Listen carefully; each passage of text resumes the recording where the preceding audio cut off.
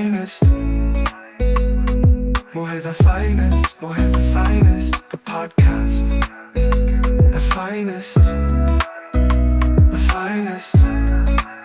Semekana Wabondei na Wadigu walipigana hapo. Kwa hiyo tutakutana na watu hapo watueleze kinagaubaga, lakini pia Kisiki pia ametugusia. Lakini pia tutaenda na kwa Kwebada. Kwebada. Ili tukakutana na Wabena tukale machungwa. Lazima tuwaone kwanza.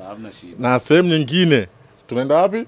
Magila ambapo inasemekana kwanza elimu ilianzia hapo kwa wilaya Muheza, dini imeanzia hapo, lakini pia kuna kanisa la kwanza la Waanglikana kanisa la kwanza Anglikana kwa upande wa Tanganyika ilianzia hapo.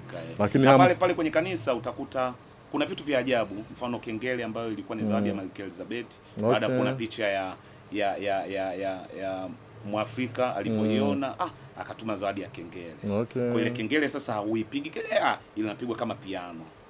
Unaona tofauti yake. Lakini pia kwenye ile kanisa utashangaa kuna makaburi ya mishonari, lakini ajabu zaidi ukifika Magila pale kwenye kanisa Anglikana kuna makaburi mawili ya mtu mmoja. Hii ni ajabu sana. Nyingine hiyo. Hiyo nyingine hiyo. Makaburi mawili ya mtu mmoja. Na hii unajua ni kwa nini?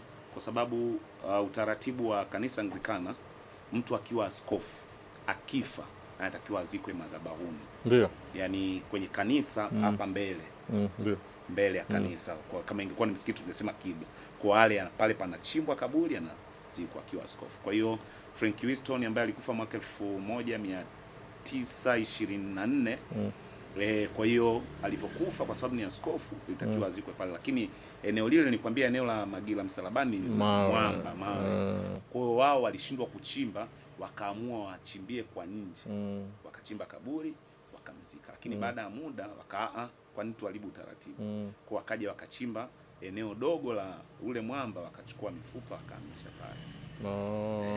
Kwa hiyo ndio maana sasa yale makaburi mawili bado hapo. Ukifika tu Magila utaona hata nyumba zile walizokuwa wanakaa masista walikuwa na hudumu na makaburi mengine ya mishonari. Utakutana na kuna eneo la makumbusho ambao utakutana na kitambaa cha mateka wa vita ya kwanza ya dunia. Lakini pia ukimaanisha kwamba mateka vita ya kwanza ya dunia walifika. Pale sasa vita ya kwanza ya dunia ilivyotokea Mwingereza, ukumbuke aliweka misheni yake pale. Kwa hiyo akachukua walimu waliokuwa wanafundisha dini na kufundisha wanafunzi, akawachukua waende kupigana vita. Kwenye wilaya ya Muheza nimewahi kufika kwenye kijiji ambacho kinaitwa Zeneti. To be honest, unajua nilishangaa kipindi kilikuwa cha kiangazi, lakini mahindi yaliokuwa kule, umeelewa? Yaani green iko fresh, umeelewa? Kama hakuna kitu kilichotokea. Na wewe wenyewe ukiwasikiliza hata wenyewe wanakuambia kwamba hakuna zao ambalo linakataa kwenye kile kijiji. Umeona? Kwa hiyo unaposema kwamba Green City au unajiita Green City wamechukua jina tu, kumbe Green City yenyewe zaka ni Muheza. Kuna baadhi ya vijiji ambavyo viko very fine kwenye masuala ya green kipindi chote cha mwaka mzima. Na ndio maana unajua, na ndio maana hii wilaya ya Muheza mazao kila aina ya mazao yanapatikana. Sure. Umeona ukiachana machungwa na mkonge, maembe tunayo wakati wote, na kuna maembe unasikia maembe Tanga ni hapa, lakini ukiachana tunaita viringe huko wenyewe tunaita viringe, kuna maembe yanaitwa ngongo. Hayo hiyo ngongo hata baby ngongo ngongo bwana, yataka pale ukichuma ule pale ukibeba yana kama yanalegea, lakini ukipiga hivi juice ni mchuzi juice inaenda.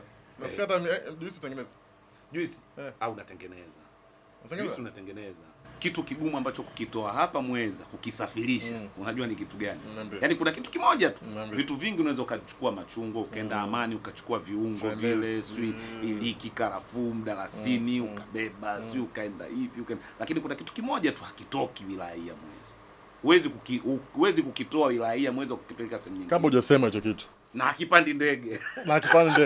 Wana Muheza finest. Mimi nataka uniambie kwenye comment hapo chini. Ni kitu gani ambacho huwezi kukibeba kukitoa kwenye wilaya ya Muheza kukipeleka nje ya hii wilaya ya Muheza? Jamaa akasema sio fenesi, akasema sio viungo vya chai wala pilau wala chakula. Je, ni kitu gani ambacho hakibebeki kabisa wala na kipande ndege? Wacha. Hicho kimoja. Tutakuja kuambia siku nyingine. Okay. Nadhani next episode tutaangalia tukijua kwamba ni kitu gani ambacho kipande ndege kutoka wilaya Muheza. Yaani na hakibebeki kabisa. Machungwa utabeba. Hata kwenye ndege panda nayo, lakini safi. Kuna hicho kimoja. Hicho hakibebeki. Lakini mimi nikiwaza ng'ongo pia mbona kama ibebeki hivi. Nilijaribu kubeba ng'ongo brother. Nilifika ile mwanangu. Haikuwa ng'ongo. Yaani hata kokwa zimechomoka mpaka nje. Hapo Dar es Salaam, kufika Dar es Salaam. Si ulibeba? Nilibeba. Hicho kwa kibebeki. Hicho hakiendi. Hicho hakipiki. Kina miguu nini? Hakina miguu. Kina miguu? Hakina miguu. Wala hakiongei. Wiki ijayo next episode tutajua hicho kitu ni kitu gani hapa. Mwenzangu Kisiki hapa ananiambia hicho kitu kibebeki. Ninakataa. Kuna kama kamba hivi bro. Kamba? Tutakuja nacho hapa. Vitu vya msingi na vile ambavyo vinapelekea kwamba wilaya Muheza ionekane ya kipekee.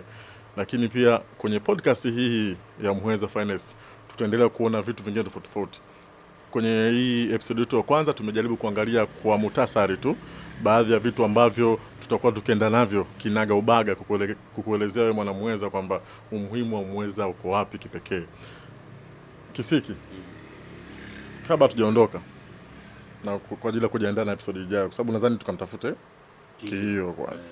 Unaambia nini wana Muheza fans? Piga ngoma 12 na tucheze. Yes. Mimi ninapigwa hiyo ngoma inapigwa mchana au usiku? Muda wote, mchana ni usiku. Hiyo sio kama Sakamimba. Sio Sakamimba. Sakamimba usiku tu. Sakamimba usiku. Safi. Na bwana yule jamaa ni bingwa sana wa kufanya cover za nyimbo za wasanii. Nani? Huyo Kiio. Unaweza ukafika pale ngoma inapigwa afu nasikia orua yani au shika mapembe inapigwa hatari. Tunaondoka. Unaambia nini wana Muheza Finest kwa ajili ya kujiandaa na episode ijayo? Mimi ninachoambia wana Muheza Finest na watazamaji wote kwamba Muheza kuna vitu vingi ambavyo hatukuwahi kuvifahamu. Hivi nilivyoviongelea hata robo huenda hatujafikia. Lakini pia wako watu maarufu sana. Kwa hiyo na kuna mambo mengi. Kwa hiyo wasiwe mbali na channel yetu, na tutakiwa kufanya ni kusubscribe channel yetu. Safi, haina shida. Hamna kukata wala nini. Tutakiwa kufanya ni kusubscribe channel yetu, lakini pia kubonyeza alama ya kengele, manake kila wakati wataona. Kwa hiyo watufuatilie kwenye mitandao yetu ya kijamii kama inavyoonekana kwenye screen hapo. Kuanzia YouTube, Facebook, TikTok. Tutakuwa tunaelezea muhimu wa Muheza. Lakini pia unajua umependeza mshikaji wangu. Sasa hii mitupio yote hii mitupio yote hii amenivalisha mtu mmoja anaitwa Lama Makodi. Lama Makodi ana duka lake la nguo na raba kali za kijanja ambazo ana nguo za kike na za kiume. Muheza pale. Nyuma stand. Muheza ni huyo ndo anakimbiza Nyuma stand. Lama Makodi. Wewe ukiuliza Lama Makodi hakuna mtu asio mfahamu. Huyo bwana unaona mitupio kama hii. Mpendeza. Mkajua basi. Hata shemeji mimi na wanangu, Lama Makodi mwanangu. Lama Makodi bei affordable. Yaani pesa yako unaoenda nayo ndio unapata nguo. Safi. Anaga noma. Lama Makodi. Kwenye 1 na 2. Asante sana pia. Lakini kwa wewe ambao unafuatilia podcast yetu ya Muheza Finest, unaweza kutuambia hapo ni nani unataka kumuona kutoka Muheza, lakini pia ukatamani tuzungumzie nini. Lakini kwenye mahojiano yafuatayo ambao 1v1 tutaangalia pia ni mtu gani maarufu ambaye tutakuletea hapa kwenye section yetu kwa ajili ya kumfuatilia maisha yake. Bila kusahau, unajua bado akili yangu inaniambia hicho kitu ambacho akisafiri akipandi ndege. Hicho kitu ambacho niambie baba. Hakuna kitu kama nilivyosema ni utaki umegoma. Hakitoki nje ya wilaya Muheza wala hakipandi ndege. Akisafiri hicho. Episode ijayo Kisiki atatupa majibu hapa kuhusu nitakuja nacho hapa. Hicho kitu ambacho akisafiri nje ya wilaya ya Muheza na wala akipandi ndege. Kitu gani? Kisubirie. Lakini comment yako ni ya muhimu na ya msingi kwamba unataka tuelezee nini, tu discuss kuhusu nini, au ni mtu gani wa Muheza maarufu tunaweza kumtafuta na kumuona. Lakini kama na kashauri kako pia, namba yetu iko chini hapo. Unataka tuwepo kwa ajili ya kuwanabaisha wafuatiliaji wa Muheza podcast kwamba kitu gani kinaendelea kwenye shughuli yako. It's okay. Till next time, Muheza Finest.